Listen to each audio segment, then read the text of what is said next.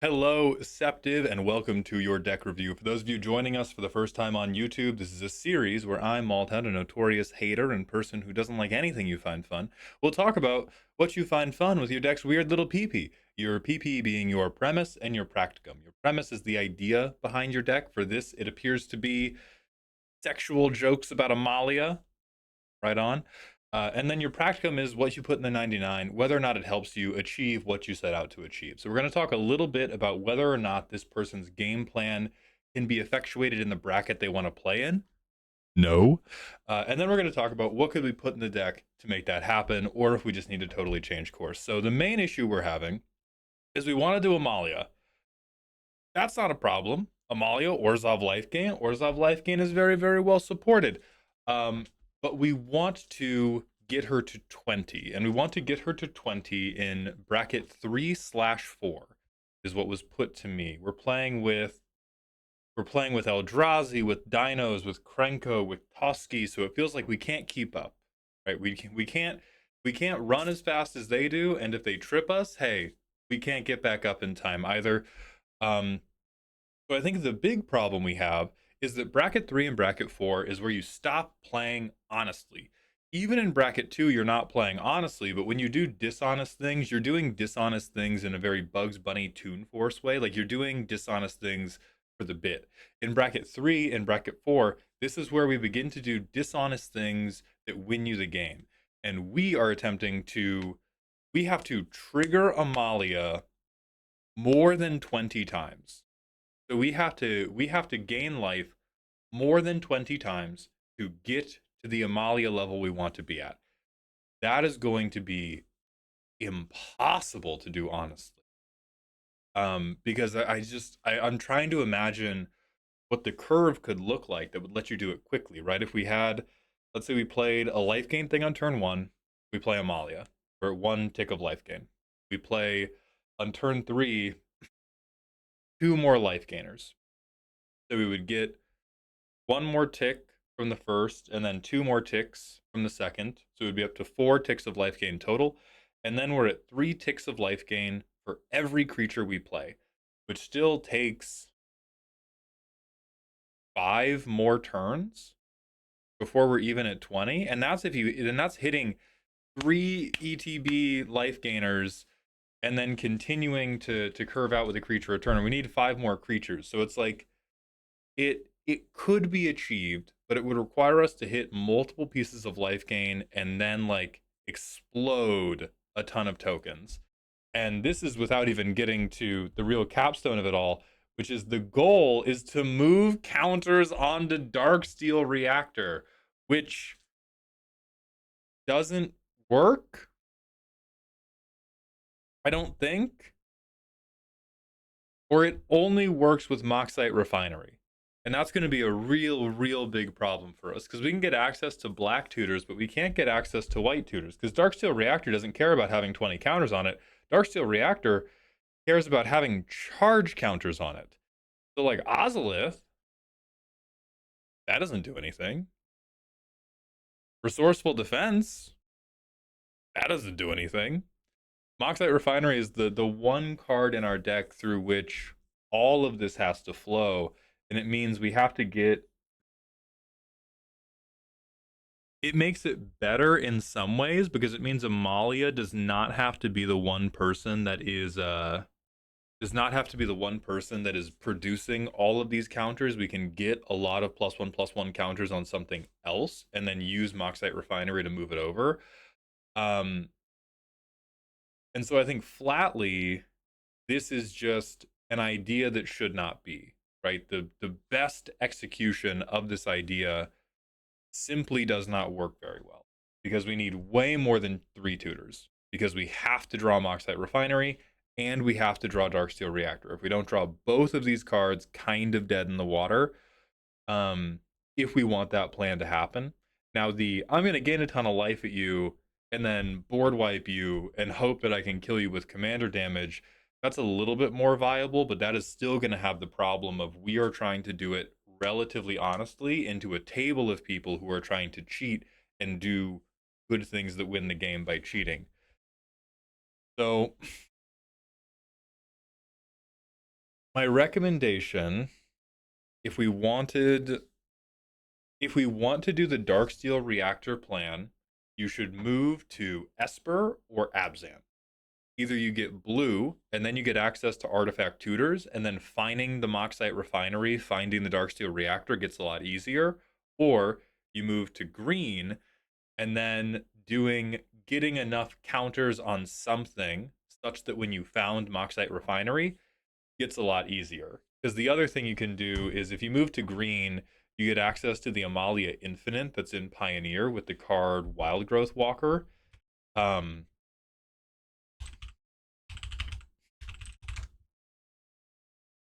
and then we can be assembling a loop that board wipes people, and Amalia becomes our secret command. So I could see that working, where we're trying to tutor out that package, and it gives us more of an ability to control the board. It allows us to pick an Abzan commander who might do something a little bit more for us in the early game. Because right now our game plan is hurry up and wait, right? Like we get 2 lands, dope. When a creature card is put into opponent's graveyard, gain 1 life. Yeah, we're trying to stack just more and more things that gain life in the hopes that we can get enough cards that do this that will gain life quickly enough. And I just don't think it's possible. Or it's not realistic. You're not going to be able to do it in enough time because you don't have more cards than that. If you were drawing, is somebody in my Twitch chat right now? The stream's not live. Why is that chat? Whatever. If you innately had the ability to like draw 5 extra cards a turn and you had extra mana, then this type of, oh, I'm just going to play more and more and more and more of the effect would work. But because the effect is not good enough, it's just us throwing trash at them. It's us throwing good money after bad, because we're going to take our turn 1 to play Profane Memento. The dinosaur player is going to take turn 1 to ramp. The Krenko player is going to take turn 1 to maybe play a haste enabler. We gain no life. We gain no life.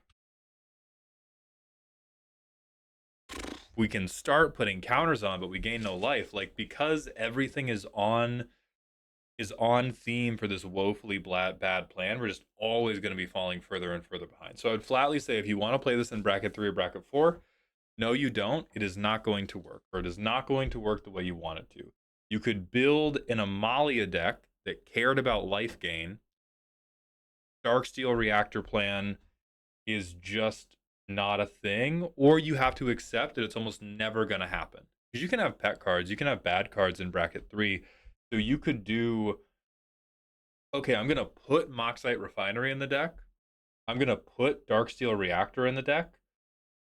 The entire rest of the deck has to be built as like a solid and good deck, rather than I am beelining for this plan. What this is very much super hardcore bracket 2 deck. I do think you have a fun bracket 2 deck on your hands. But what I would be looking for is more of a like aristocrat life gain control deck, because the thing we're trying to do is too slow and too top heavy or too unwieldy to do quickly. But what we can do is we can shoot everybody else in the head over and over and over and over and over. You could definitely get like Bastion of Remembrance, some token makers, a blood artist, start throwing in like, I'm gonna grave pact you. You could do some type of like recursive gameplay loop. Probably one of the nastier things you could try to do that would work with this. By the way, I love the title. Mystic Weir If You're Nasty that's heat. Beautiful title. Laminate that shit. But one of the nastiest things you could do that would at least advance this would be, you still have the ETB life gain creatures, and then you run stuff like a Cursed Marauder, and then you run recursion. So what you're doing is you go, all right, my dream board is I have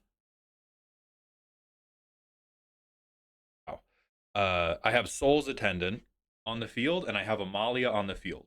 Then my plan is every turn I'm playing a Cursed Marauder at you. you are going to have to sacrifice one of your important utility pieces. I'm going to gain 1 life. I'm going to sacrifice this guy. And then my eventual goal is to stick something like Sun Titan. And you're going to go, ah, that sounds so evil. I don't want to be a stinky control player. Yes, you do.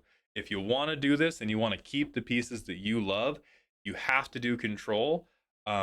We cannot speed this up enough to keep up with Pantalaza. And so the only remaining option is we got to slow them down. And we have to try to slow them down in a way that allows us to keep doing what we want. So you're going to do the Orzhov value boogie. Let's talk about which of these pieces you get to keep and which of these need to turn into dastardly, hateful removal pieces. No. No. Well, no, other creature. Actually, let's duplicate this.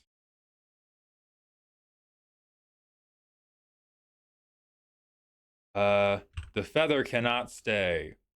The armor cannot stay. The horn does not stay. The chamber does not stay. Leyline Axe was funny as fuck. That'll stay. We gotta keep Refinery. We can try with the Profane Memento because we're going with this Edict plan. Sun Droplet does not stay. Vexing Puzzle Box does not stay. We are not tutoring for this bullshit. If we have a tutor, it has to be able to find something better. Oh, Luris is great. I like Karlov here. It's okay. Drana's Emissary does not stay. Divinity of Pride does not stay. Crystal Barricade does, well, you're hexproof. Maybe it comes back in, but right now it does not stay.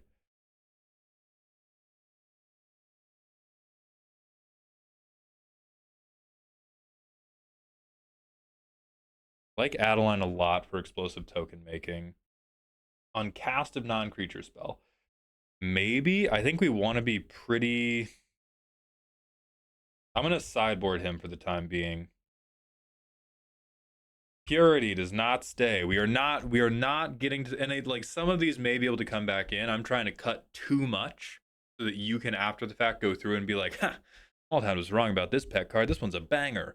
I'm trying to err on the side of making it too functional, and then you can sprinkle a little bit of Riz back in. This guy does not stay.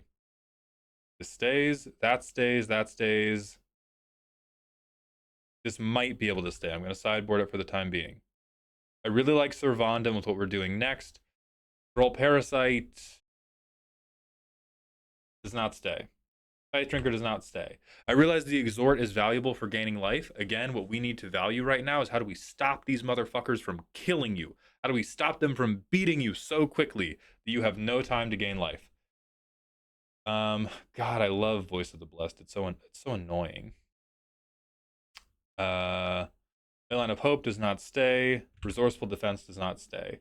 Smile at Death can stay. These sorceries can stay. Kaya does not stay. Ajani does not stay. And so we've made room for 19. And so what do we want to do with the 19? We want to get Otag, Edict type creature, commander, Orzhov.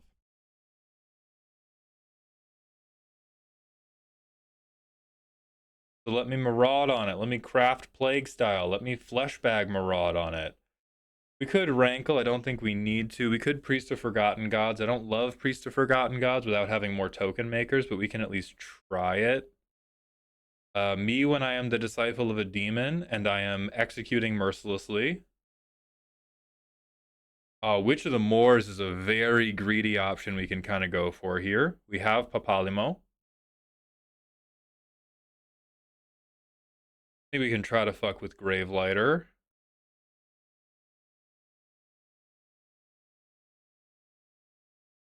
I don't like Gaius von Belsar as much. I'm going to put him in for the time being, but we really want these to be 3 CMC or less because that's going to overlap with the stuff that we can recur. And then we have 10 cards remaining, so we also want... We don't have sack outlets in the command zone. More mana. Now we want some stuff that's going to bring it back. O-tag, recursion, commander, Orzhov.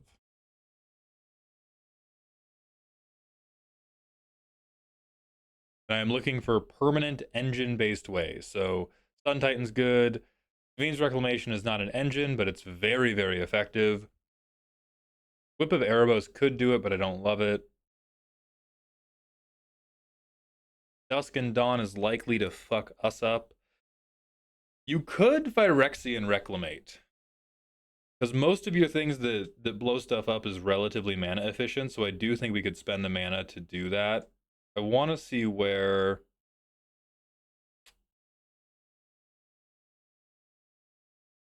We don't want to be discarding our creature cards. We could Oversold Cemetery, but I'm worried it's going to take too much time to turn on. We're not casting a million historic spells.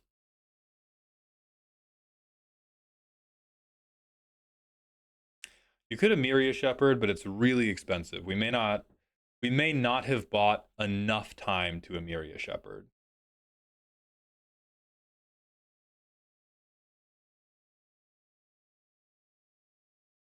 Veil Merc wouldn't be horrible. We could at least play the enchantment early.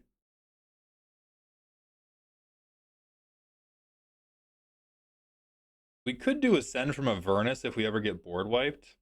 We could bring in more, you could play more mass removal and then just bring all your shit back after it goes away. Harmon would be very good for this game plan.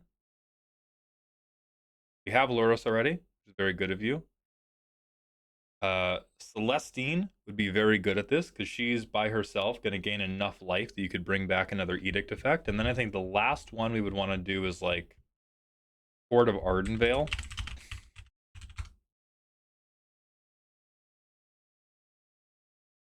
And then this version is probably still too light on cards. I would recommend likely, because you're going to be gaining some degree of life and most of your things do not cost very much mana, I would recommend like the Dark Confidant, Darkstar Augur type beat, because you don't actually care about getting to a singularly high life total. You care about, oh, can I gain life over and over and over again? So this is still not going to be perfect. What the fuck is Blood Tithe? Nope. That is... Nope. So those are going to be exile cycled. We have a couple lands. We have a really expensive thing. Nope. Okay. This hand looks a little bit more doable. So we're going to pretend that these three cards were also cut. So we're going to draw for turn, drop a tapped land. Hell yeah, drop Ellis Ilkor. We can probably afford to go Amalia first, but if people are being crazy, hey, I've stopped all of your early momentum. Pantlaza players sacrifice your Dork, Krenko players sacrifice your Haste Enabler, etc., etc., etc. But otherwise, we just gain our first life, we explore. Hey, we get a land to hand. Beautiful. And then this is again, can you be greedy or can you not be? Because if we're allowed to be greedy, I would want to stick Servandum before I stuck Gravelighter. In a realistic game, you probably have to go Gravelighter. Gravelighter dies, but I get to explore. I probably keep that on top because it's a good card. I've gained life. I've got my counter. I'm happy. And then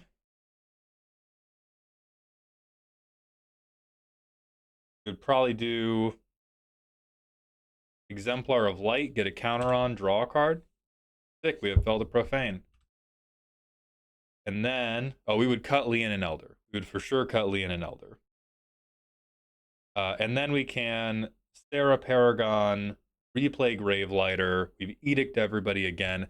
This still feels too light on Edict effects. 2 over the course of 6 turns is probably not enough to totally hold somebody down. So you could play around with looking for things that like shot on ETB. You could play around with artifact or enchantment removal on ETB. But what I want you to imagine Gravelighter as, and all those Edict effects as just a, we need control element.